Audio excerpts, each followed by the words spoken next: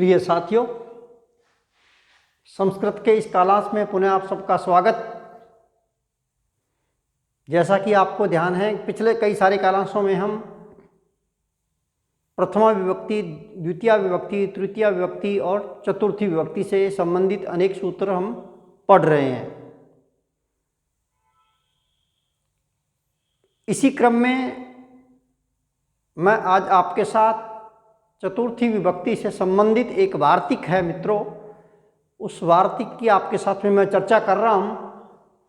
वार्तिक है मित्रों, यज्ञ कर्मण कर्ण संज्ञा संप्रदानस्य च कर्म संज्ञा। पुनः सुनिएगा, वार्तिक है मित्रों, यज्ञ कर्मण कर्ण संज्ञा संप्रदानस्य च कर्म संज्ञा। ये है मित्रों वार्तिक। ये वार्तिक का भावार्थ देखिएगा कि यज धातु के कर्म की कर्ण संज्ञा होती है और संप्रदान की कर्म संज्ञा होती है। कहने का तात्पर्य यह है कि यदि यज धातु के योग में एक ही वाक्य में कर्म और संप्रदान दोनों का प्रयोग हो तो कर्म की कर्ण संज्ञा और संप्रदान की कर्म संज्ञा होती है। कृपया पुनः सुने बात को। वार्तिक है मित्रों, यज्ञ कर्मण कर्ण संज्ञा संप्रदानस्य च कर्म संज्ञा। ये वार्तिक कहना चाहता है कि यदि एक ही वाक्य में, कृपया बात को ध्यान से सुनिएगा कि क्या है, यदि वाक्य में यज धातु का प्रयोग हुआ हो, नंबर एक शर्त, और उस वाक्य में कर्म और संप्रदान दोनों का ही यदि प्रयोग हुआ हो,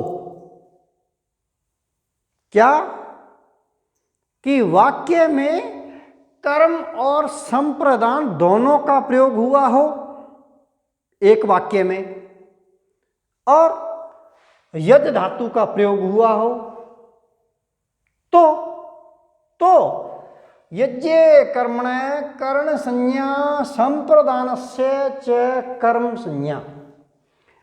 इस वार्तिक द्वारा जो कर्म होता है मित्रों, उस कर्म की कर्ण संज्ञा हो जाती है, और जो संप्रदान होता है उस संप्रदान की कर्म संज्ञा आती है।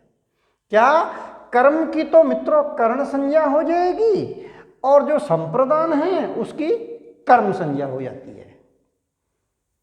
उदाहरण देके बता रहा हूं, आपको बात स्पष्ट हो जाएगी। उदाहरण है पशुना रुद्रम यजते। पशुना रुद्रम यजते, यज धातु लट लकार प्रथम पुरुष एक वचन यजते। पशुना में तृतीय विभक्ति लगी है और रुद्र में द्वितीय विभक्ति लगी है। पशु से रुद्र को पूजता है, पशु द्वारा रुद्र को पूजता है, अर्थात इसका अभिप्राय ये हो गया कि पशुम रुद्राय ददाति।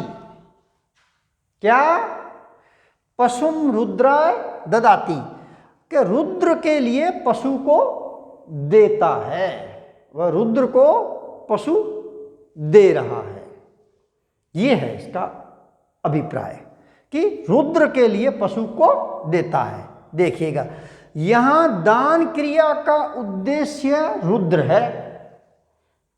दान कर क्रिया का उद्देश्य क्या है? यहां रुद्र के लिए हो रहा है। ठीक है, अतः मित्रों रुद्र संप्रदान है, क्योंकि पशु जो किसको दिया जा रहा है, रुद्र को दिया जा रहा है। किसके लिए, रुद्र के लिए। इसलिए मित्रों रुद्र तो है यहां संप्रदान, और दान क्रिया हो रही है, ठीक है ना। और पशु जो है वह दान क्रिया का कर्म है, पशु कर्म है, क्योंकि पशु को दिया जा रहा है, तो वो यजन क्रिया का कर्म है। क्या है वह यजन क्रिया का कर्म है। तो देखिएगा यहां पर रुद्र तो है संप्रदान और पशु है दान क्रिया का कर्म, यजन क्रिया का कर्म है। अतः मित्रों चूंकि पशु को दिया जा रहा है, इसलिए पशु में द्वितीय विभक्ति आनी चाहिए, और वो रुद्र को दिया जा रहा है, रुद्र के लिए दिया जा रहा है, इसलिए रुद्र में चतुर्थी विभक्ति होनी चाहिए, ठीक है ना बात। किंतु देखिएगा ये जो वाक्य है, इस वाक्य में यज धातु का प्रयोग हुआ है, एक बात, और उसी वाक्य में कर्म और संप्रदान दोनों दिए हुए हों। देखिएगा ये कर्म भी है और संप्रदान भी है, क्योंकि पशु को दिया जा रहा है और किसके लिए, रुद्र के लिए। तो ये मित्रों ये संप्रदान है यहां पे, और ये है कर्म है यहां पे यजन क्रिया का। परंतु वाक्य में यज धातु का प्रयोग हुआ है, तो यज धातु का वाक्य में प्रयोग होने पर उक्त वार्तिक से, कौन वार्तिक से मित्रों, यजे कर्मणे कर्ण संज्ञा संप्रदानस्य च कर्म संज्ञा। पुनः सुनिए, वार्तिक है मित्रों यजे कर्मणे कर्ण संज्ञा संप्रदानस्य च कर्म संज्ञा।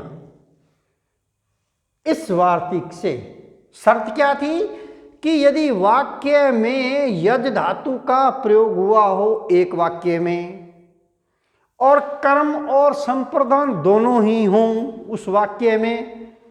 यहां पर देखिएगा पशुम रुद्राय ददाति, रुद्र के लिए संप्रदान रुद्र, और पशु को कर्म है ददाति, दा धातु लट लकार प्रथम पुरुष एक वचन।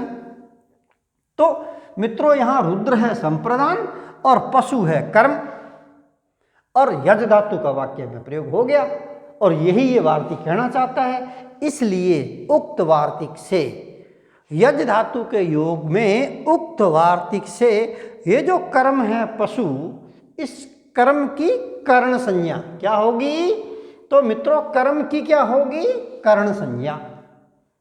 तो मित्रों पशु जो कर्म है इसकी कर्ण संज्ञा हो जाएगी, और कर्ण संज्ञा होने पर कर्तृकर्णयोश तृतीया, क्या, कर्तृकर्णयोश तृतीया, इस सूत्र से तृतीया विभक्ति हो जाएगी।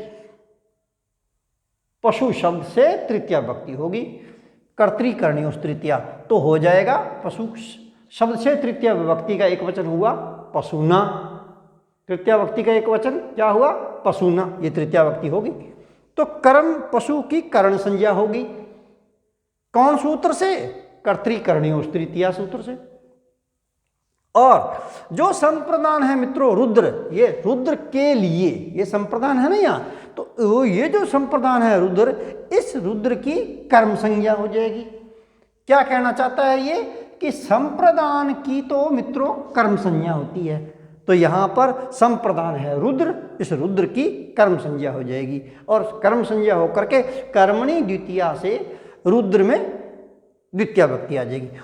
ये द्वितीया विभक्ति आ गई और वाक्य बन गया पशुना रुद्रम यजते, पशु से रुद्र को पूजता है। क्या बन गया वाक्य, पशुना रुद्रम यजते, पशु से रुद्र को पूजता है। कहने का अभिप्राय है कि रुद्र के लिए पशु को देता है, पशुम रुद्राय ददाति। तो ये है मित्रों वार्तिक, वार्तिक को पुनः सुन लीजिएगा आप लोग। यज्ञे कर्मणे कर्ण संज्ञा संप्रदानस्य च कर्म संज्ञा। और ये वार्तिक मित्रों कह रहा था कि यदि वाक्य में एक ही वाक्य हो और उस वाक्य में यज धातु का प्रयोग हुआ हो और कर्म और संप्रदान दोनों दिए हुए हों, तो कर्म की कर्ण संज्ञा होती है और संप्रदान की कर्म संज्ञा हो जाया करती है। तो यहां पर ये कर्म है पशु, इस पशु की कर्ण संज्ञा हो गई और कर्ण संज्ञा होकर के कर्तृकर्णयोः तृतीया सूत्र से तृतीया विभक्ति आ गई पशु की। पशु का हो गया तृतीया विभक्ति के एकवचन पशुना। और जो संप्रदान है मित्रों रुद्र के लिए दिया जा रहा है वो है संप्रदान रुद्र, इसकी कर्म संज्ञा हो जाएगी और कर्म संज्ञा होने के पश्चात कर्मणि द्वितीया से इसमें द्वितीया विभक्ति आ जाएगी। ये है मित्रों वार्तिक। मुझे विश्वास है आपको बात स्पष्ट समझ में आ गई होगी। मेरे वीडियो को इसको एक बार देखिएगा, 2 बार देखिएगा, आपको बिल्कुल बात स्पष्ट हो जाएगी। अगले क्लास में मित्रों मैं पुनः चतुर्थी विभक्ति से संबंधित नया सूत्र लेकर के फिर मैं आपके साथ में मिलता हूँ। तब तक के लिए वंदे मातरम।